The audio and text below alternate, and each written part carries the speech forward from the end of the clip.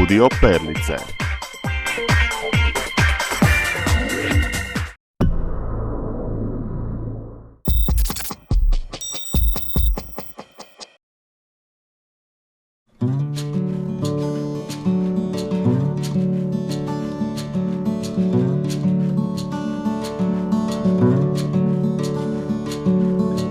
Pozdrav svima, ja sam Laura, imam 5 godina.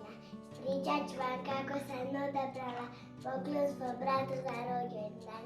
Kad god bi posjetili trgovini igračaka, on bi uvijek odlazio gledati željeznice. Bio je od njih zaljubljen.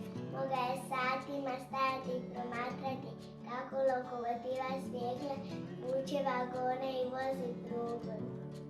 Mogu vam priznati da sam ja očarana željeznicom, mada svi kažu da je to igračka za dječake. Onda sam se dosjetila.